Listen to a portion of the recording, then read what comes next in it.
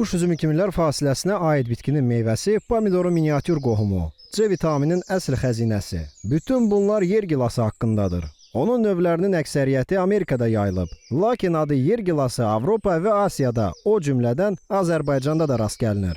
Supermarketlərdə satışda olan yeyilən yer gilası növləri isə böyük ehtimalla Peru, Kolumbiya və Mərkəzi və Cənubi Amerikanın digər ölkələrindən idxal olunur.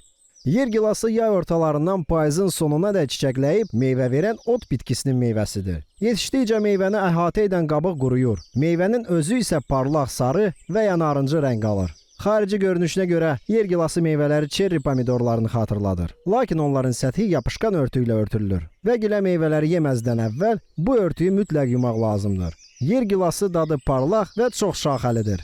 Şirin turş gilə meyvələr eyni zamanda çiyələk, albalı, ananas və feyxuanı xatırladır. Xırda və zərif toxumları yeyərkən demək olar ki, hiss olunmur.